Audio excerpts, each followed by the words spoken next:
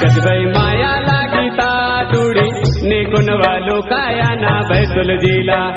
गजबई माया लागीता टुडा निकुन वालो काया ना बैतुल जिला निकुन वालो का गोंडवाना किला निकुन वालो का गोंडवाना किला निकुन वालो का गोंडवाना किला निकुन वालो का गोंडवाना किला गजबई माया लागीता टुडी निकुन वालो काया ना बैतुल जिला गजबई माया लागीता टुडा निकुन वालो काया ना बैतुल जिला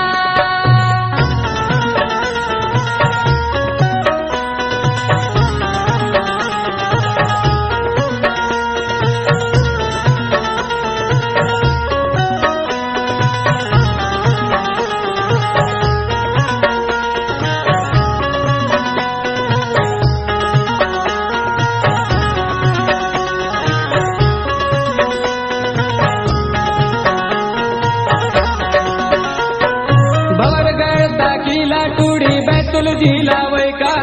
खंडारा खेला किला निकुन है वालू का खंडारा खेला किला निकुन है वालू का भवरगढ़ किला टूड़ी बैतुल जिला वैका खंडारा खेला किला निकुन है वालू का खंडारा खेला किला निकुन है वालू का दाटी सापुर नाटे वो टूड़ी निकुन वालू का या ना बैतुल जिला दाटी सापुर नाटे वो टूड़ी निकुन वालू का या ना बैतुल जिला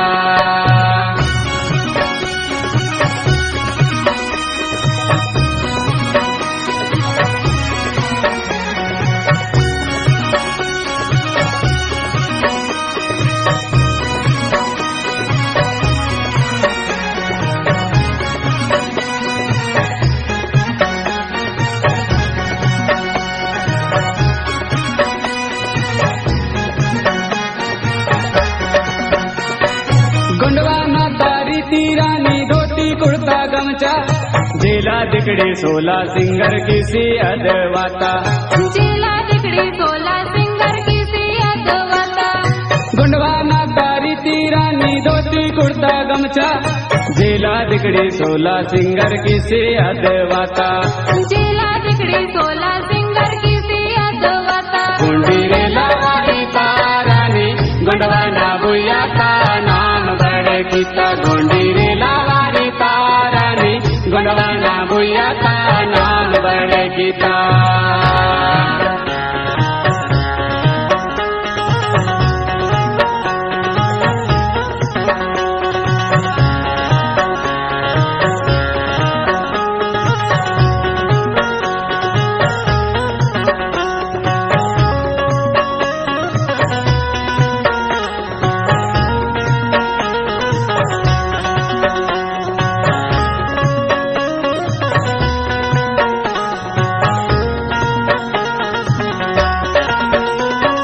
नारगली नवमंदा भाटा नेली डांगुड़ डांगुड़